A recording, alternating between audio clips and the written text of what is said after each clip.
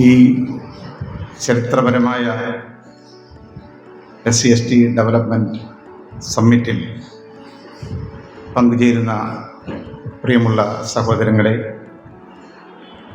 നേതാക്കളെ, സുഹൃത്തുക്കളെ, ഈ സമ്മിറ്റിനെ സംബന്ധിച്ച് ഗീതാനന്ദൻ മാഷ് ആമുഖമായി സൂചിപ്പിച്ചു. നമ്മുടെ ചെയർമാനും അതിനെ സംബന്ധിച്ച ചുരുങ്ങിയ വാക്കുകളിൽ വിശദീകരിക്കുകയുണ്ടായി. കേരളത്തിൻ്റെ ചരിത്രത്തിൽ വളരെ ക്രിയാത്മകമായ ഒരു കാൽവെപ്പാണ് ഇന്നേ ദിവസം ഈ SC/ST ഡെവലപ്മെൻറ്റ് സമ്മിറ്റിലൂടെ അംബേദ്കറൈറ്റ് ഡെമോക്രാറ്റിക് ഫ്രണ്ട് തുടക്കം കുറിക്കുന്നത്. ഈ സമ്മിറ്റ് വിളംബരം ചെയ്യുന്നത് പോലെ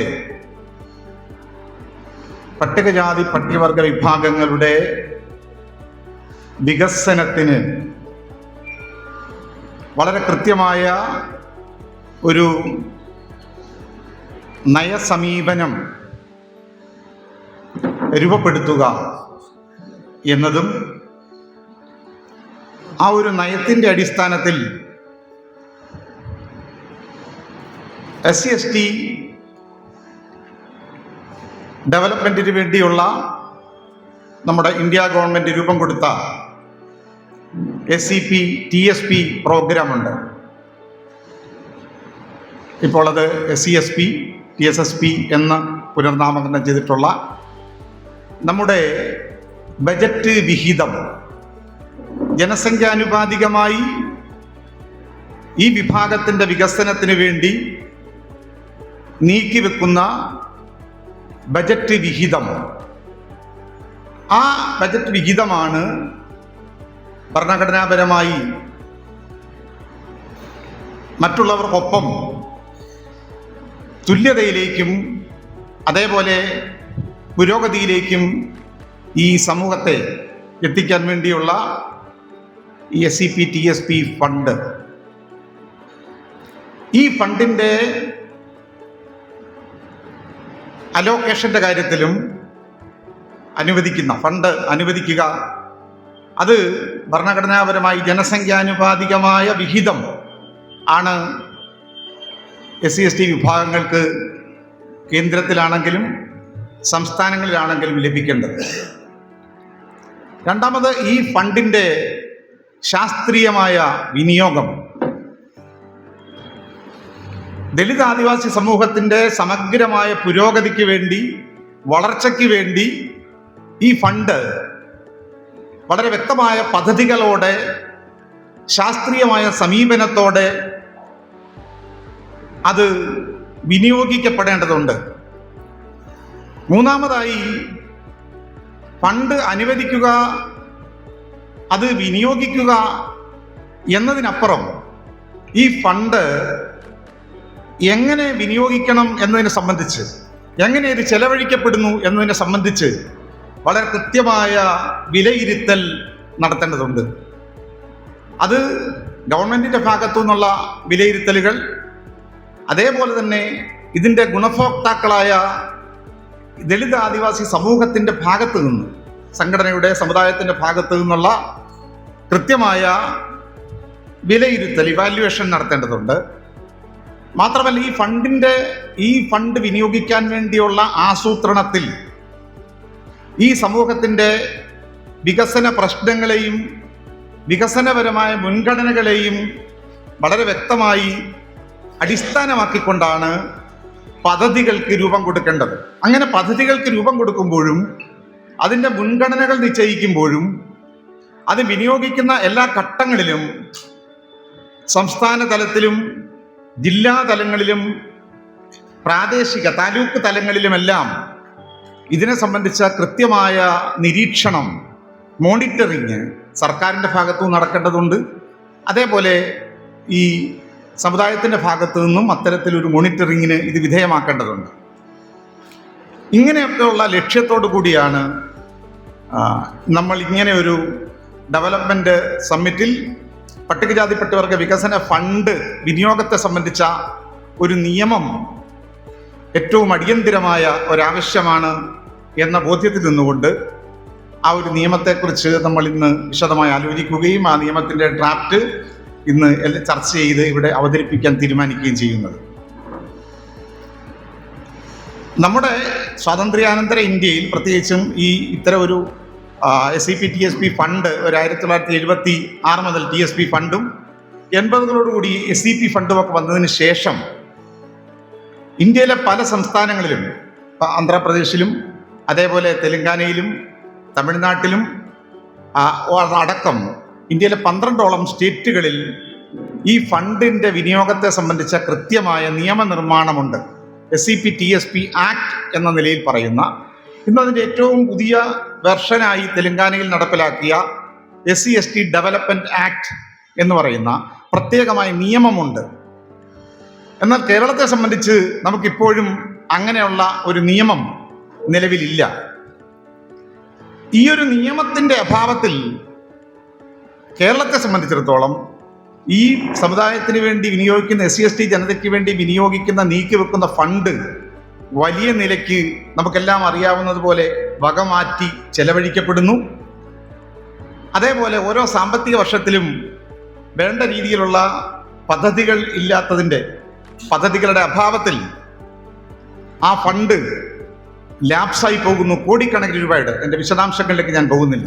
ഏറ്റവും ഒടുവിൽ 500 കോടിയോളം രൂപ പട്ടികജാതി പട്ടികവർഗ വികസനത്തിലുള്ള ഫണ്ട് നമ്മുടെ കേരളത്തിൽ ഏറ്റവും ഒടുവിൽ ലാപ്സാക്കിയതാണ്. ഇങ്ങനെയുള്ള തുക ലാപ്സായി പോകുന്നു, വകമാറ്റി ചെലവഴിക്കുന്നു. ഈ ചെലവഴിക്കുന്നതിന് പോലും ശാസ്ത്രീയമായ ലക്ഷ്യമില്ലാതെ സമുദായത്തിലെ വിദഗ്ധരുമായി, അനുഭവസമ്പത്തുള്ള നേതാക്കളുമായിട്ടോ സാമ്പത്തിക വിദഗ്ധന്മാരുമായിട്ടോ ആസൂത്രണ വിദഗ്ധന്മാരായി ഈ സമുദായത്തിൽ തന്നെയുള്ള ആസൂത്രണ വിദഗ്ധന്മാരുണ്ട്. ഇവരുടെയൊക്കെ അഭിപ്രായങ്ങൾ തേടിക്കൊണ്ട് പദ്ധതികൾ രൂപം കൊടുക്കുന്നതിന് പകരം എല്ലാം ഒരു ബ്യൂറോക്രസി തീരുമാനിക്കുകയാണ്. ഒട്ടും സമുദായത്തോട് പ്രതിബദ്ധതയില്ലാത്ത ഒരു ഉദ്യോഗസ്ഥ മേധാവിത്വവും. കേരളത്തെ സംബന്ധിച്ചിടത്തോളം ത്രിതല പഞ്ചായത്തുകളിലേക്ക് നല്ലൊരു ശതമാനം ഫണ്ട് ഡൈവേർട്ട് ചെയ്യപ്പെടുമ്പോൾ ത്രിതല പഞ്ചായത്തിലെ യാതൊരുവിധമായ ആസൂത്രണത്തെ സംബന്ധിച്ച കാഴ്ചപ്പാടില്ലാത്ത പ്രാദേശിക രാഷ്ട്രീയക്കാരുടെ സ്ഥാപിതവും സങ്കുചിതവുമായ താല്പര്യത്തിന് ഈ ഫണ്ട് യഥാർത്ഥത്തിൽ വിട്ടുകൊടുക്കുകയാണ്. ഇതിൻ്റെയൊക്കെ ഫലമായി വലിയ നിലയ്ക്കുള്ള വികസനപരമായ അപര്യാപ്തത, വികസനപരമായ വലിയ നഷ്ടം ഇന്ന് ഈ സമൂഹം നേരിട്ടുകൊണ്ടിരിക്കുന്നു. ഇത്തരൊരു പശ്ചാത്തലത്തിലാണ് നമ്മൾ മറ്റ് സംസ്ഥാനങ്ങളിൽ നടപ്പിലാക്കിയ ആക്ടിൻ്റെ പ്രധാനപ്പെട്ട ഒരു കാര്യം മാത്രം സൂചിപ്പിക്കാം. ഈ ഫണ്ട് മുമ്പേ പറഞ്ഞ കാര്യങ്ങളെല്ലാം അവിടെ പരിഗണിക്കുന്നു. പട്ടികജാതി പട്ടികവർഗ വികസനത്തിന് വേണ്ടിയുള്ള ഒരു നയാ പൈസയെങ്കിലും ദുർവിനിയോഗം ചെയ്താൽ, അത് വകമാറ്റി ചെലവഴിച്ചാൽ, സമയബന്ധിതമായി പദ്ധതികളിലൂടെ അത് ചെലവാക്കിയില്ല എങ്കിൽ അതിൽ കൃത്യവിലോപം കാണിക്കുന്ന ഉദ്യോഗസ്ഥന്മാരെ കടുത്ത ശിക്ഷയ്ക്ക് വിധേയമാക്കുന്ന വകുപ്പുകൾ ഈ നിയമത്തിനകത്തുണ്ട്. അതുകൊണ്ട് തന്നെ ഈ ആക്ട് വന്നതിന് ശേഷം ഒരു നയാ പൈസ പോലും പാഴായി പോകുന്നില്ല എന്ന് മാത്രമല്ല, 100% SC/ST ഡെവലപ്മെൻറ്റിന് വേണ്ടിയുള്ള ഫണ്ട് കർണാടകയിലാണെങ്കിലും തെലങ്കാനയിലാണെങ്കിലും ആന്ധ്രയിലാണെങ്കിലും തമിഴ്നാട്ടിലാണെങ്കിലും വിനിയോഗിക്കപ്പെടുന്നതിൻ്റെ ഫലമായ വലിയ വികസനം, വലിയ നിലയ്ക്കുള്ള സാമ്പത്തിക അഭിവൃദ്ധിയും പുരോഗതിയും നമ്മുടെ സമൂഹത്തിന് ഇതര സംസ്ഥാനങ്ങൾ നേടാൻ കഴിയുമ്പോഴും അങ്ങേയറ്റം പ്രബുദ്ധമാണ് എന്നൊക്കെ പറയുന്ന നമ്മുടെ കേരളത്തിൽ ഇപ്പോഴും ഈ ഫണ്ട് കാട്ടിലെ തടി തേവരുടെ ആന എന്ന് പറയുന്നത് പോലെ ഉദ്യോഗസ്ഥന്മാരും രാഷ്ട്രീയക്കാരും എല്ലാം കൂടിയിട്ട് അതിനെ തട്ടിക്കളിക്കുകയോ നശിപ്പിക്കുകയാണ്. എന്തായാലും ഈ ഒരു കോണ്ടക്സ്റ്റിലാണ് നമ്മൾ ഇങ്ങനെയൊരു SEP-TSP ഫണ്ടിനെ സംബന്ധിച്ച് ആലോചിക്കാൻ നമ്മൾ തിരുവനന്തപുരത്ത് ADF-ൻ്റെ തന്നെ നേതൃയോഗത്തിൽ കഴിഞ്ഞ മാസം ഇതേപോലെ നമ്മൾ SC/ST ഡെവലപ്മെൻറ്റിനെ കുറിച്ചും ഈ ഫണ്ടിനെ കുറിച്ചും ഒരു സെമിനാർ നമ്മൾ നടത്തിയിരുന്നു. ആ സെമിനാറിൽ മല്ലപ്പള്ളി ലക്ഷ്മിയാജി അദ്ദേഹം ഈ ആക്ടിൻ്റെ അത് നടപ്പിലായി കിട്ടാൻ വേണ്ടിയുള്ള വലിയ പ്രക്ഷോഭത്തിന് യുണൈറ്റഡ് ആന്ധ്രയിലും തെലങ്കാനയിലും നേതൃത്വം കൊടുത്ത വ്യക്തി എന്ന നിലയിലും ആസൂത്രണ വിദഗ്ധൻ എന്ന നിലയിലും സെൻറ്റർ ഫോർ ദലിത് സ്റ്റഡീസ് എന്ന് പറയുന്ന ഒരുപക്ഷെ ഇന്ത്യയിലെ ദളിതർക്ക് അഭിമാനിക്കാൻ കഴിയുന്ന നമ്മുടെ വികസനത്തിന് വേണ്ടിയും പുരോഗതിക്ക് വേണ്ടിയും ഉള്ള പലതരം ഗവേഷണങ്ങൾ, പഠനങ്ങൾ, പരിശീലനങ്ങൾ അതിനുപരമായ മറ്റു തരത്തിലുള്ള നേതൃത്വങ്ങൾ ഇതൊക്കെ കൊടുക്കാൻ വേണ്ടിയുള്ള വലിയൊരു കേന്ദ്രമാണ് centre for Dalit studies Hyderabad. അത് ഏതാണ്ട് 9 നിലയുള്ള വലിയ ഒരു സ്ഥാപനമാണ്. അതിൻ്റെ ചെയർപേഴ്സൺ എന്ന നിലയിൽ അദ്ദേഹത്തിൻ്റെ ഈ മേഖലയിലെ ഇടപെടലുകളും അതേപോലുള്ള സംഭാവനകളുമൊക്കെ മുൻനിർത്തിയാണ് അദ്ദേഹം നമ്മുടെ തിരുവനന്തപുരത്തെ നേതൃ സെഷനിൽ വരികയും ഇതിൻ്റെ പ്രാധാന്യത്തെക്കുറിച്ച് കൃത്യമായി ADF-ൻ്റെ ലീഡർഷിപ്പിനോട് സംസാരിച്ചു, നമുക്ക് രൂപരേഖ തന്നു.